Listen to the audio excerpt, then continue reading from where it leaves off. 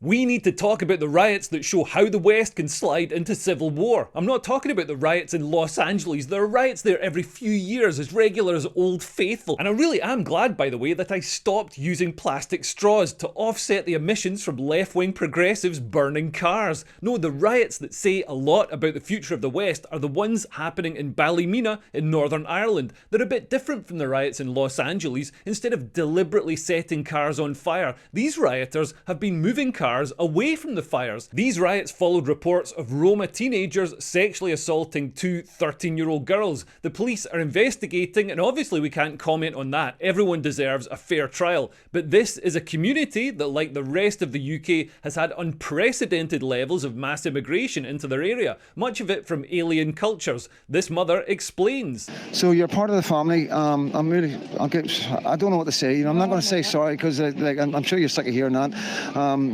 What happened? I'm not going to really say too much. I don't know too much, to be honest. But she was taken into a house and brutally sexually assaulted on Saturday evening.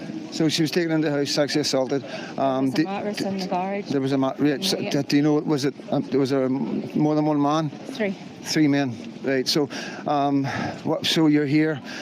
Fair play to you. I can't believe the crowd has come out to support these guys, you know what I mean? It's absolutely immense. There's no flags, there's no shouting, it's totally respect. It's totally respectful. It's not about, it's a child has been hurt and...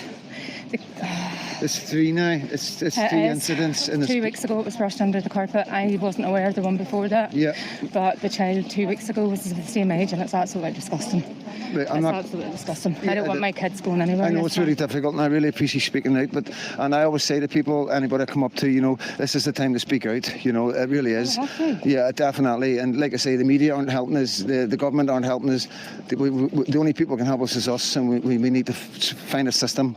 We need to find a system amongst ourselves to stop this happening. She's being smeared as far right, but she doesn't seem far right or bigoted to me. She sounds like a concerned mother who's worried about her kids. The locals came out en masse, completely overwhelming security services and targeting houses of suspected troublemakers in the Roma community. Look at this clip here. The police are completely powerless to stop the locals. What's interesting is that this is being largely ignored by the media, apart from a few comments to call it racist. Why are they ignoring it? Well, it's the same reason the Blade Runners who cut down London's traffic revenue cameras are ignored, because the establishment can't let the message out that if there are enough people, they can do this, and the authorities can't do anything to stop them. Obviously it's horrible and innocent people are caught up in it, and I feel bad for the landlords too. They thought they were getting safe, easy rent from the government, and now their houses are being burnt down. And just like last summer, the authorities think that they can stop it by decrying it as far-right thuggery. Last night saw significant sustained disorder in Ballymena.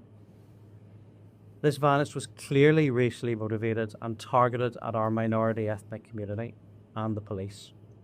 It was racist thuggery, pure and simply, and any attempt to justify or explain it as something else is misplaced. Honestly, this man would be better off making a convincing argument as to why racism is worse than 13-year-old girls being raped. People might not have had their diversity training, so won't automatically agree that it is. As for the protesters being motivated by racism, well, they've been pretty clear about why they're on the streets, and it's because they're worried about their kids, and the homes of other migrants have been left untouched, such as these Filipinos, and the Polish community have actually come out in support of the locals. So if it is motivated by racism, it's a funny kind of racism that's very specific. In fact, if anything, these protests are helping people overcome sectarian resentments and bigotry. Catholics have come out to support the loyalists protesting. For anyone watching overseas, the Catholics in Ireland have traditionally been the people fighting for a unified Republic of Ireland, and the Protestants, or loyalists, are the people who've been fighting for Northern Ireland to remain British. And when I say fighting, I mean proper fighting with guns and bombs and militia. With classic British understatement, this was called the Troubles, which is a bit like calling Chernobyl the oopsie, or calling the Middle East the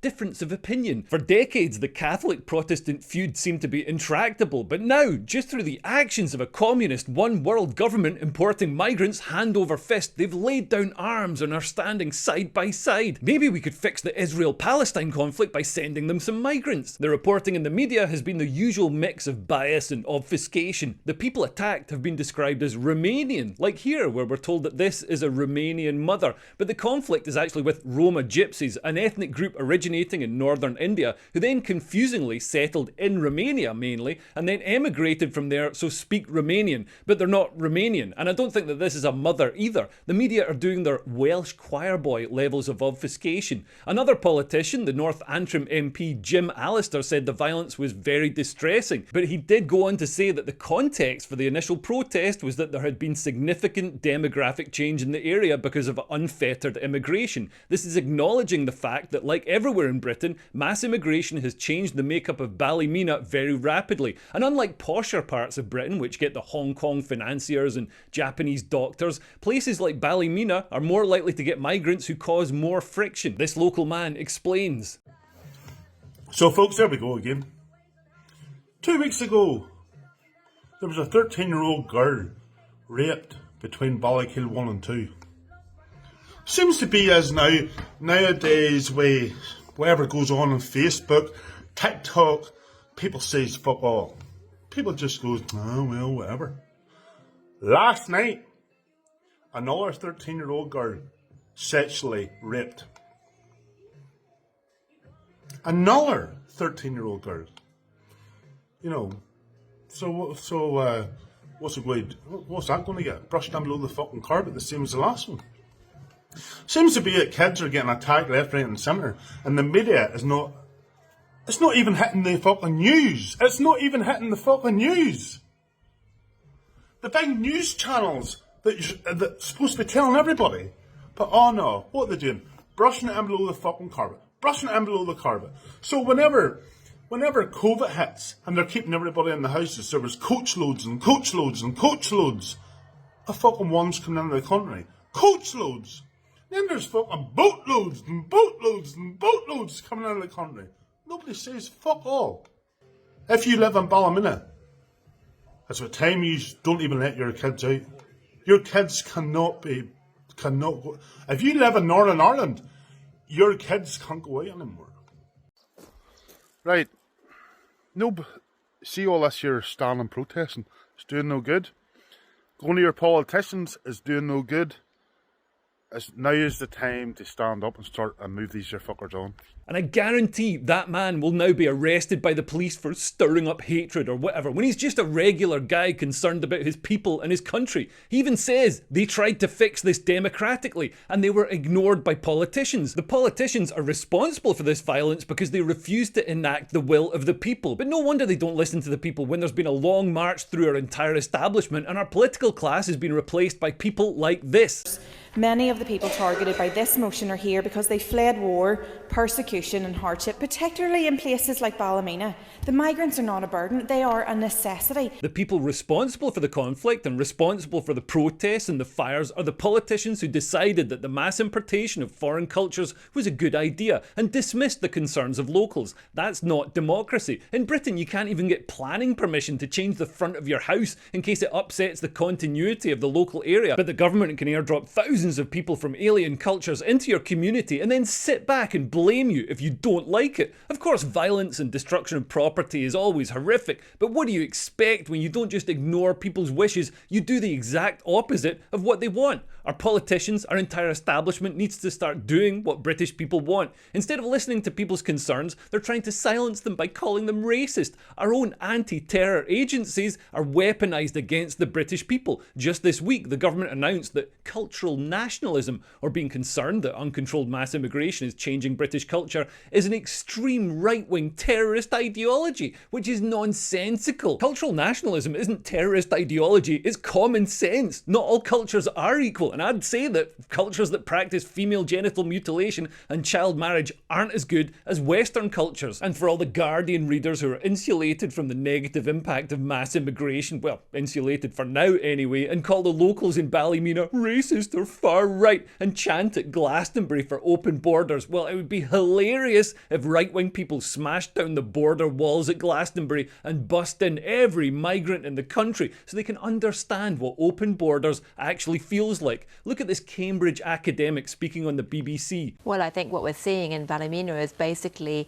a very dangerous development, not least because we live at a time when populists, nationalist populists, are using social media to exploit events like this to whip up more discord and more violence. You've seen that in America. The playbook is being brought over to Europe quite deliberately by political parties or political extremists. So it's certainly very concerning. And it also underscores the stresses that are really bubbling in the UK today, both politically and economically, and of course they're very entwined. As if the reason people are angry is because of right-wing posts on social media and nothing to do with what is actually happening in their community. Why aren't the displaced Roma from Ballymena placed next to this woman who wants them here instead of with people who haven't asked for them? She'll love the enrichment. People like this should be ordered to take their front door off its hinges and have their address handed out to the men getting off the boats in Dover. People need to live with the consequences of their virtue signalling, because at the moment it looks like mass immigration is being used as a tool by communists to destroy the nation state of Britain and remake this country in their utopian dream. It looks like it's going to be a hot summer, and Britain already feels on edge. By ignoring the wishes of the people, our government is driving people towards violence and towards civil war. The second another Welsh choir boy conducts his traditional rituals, it's going to kick off, and the state's response to the Ballymena riots has just sent a message that everyone can see, even if it's not in the news. If you have enough numbers, the state can't stop you. Anyway, thanks for listening. I've got a video about to drop on my Patreon on the rise and fall of Greta Thunberg. So if you want to see that, there's a link below. And you can also see a video I did digging into the Southport riots right here. Anyway, thanks for listening. I've been Leo Kears. Bye, bye, bye.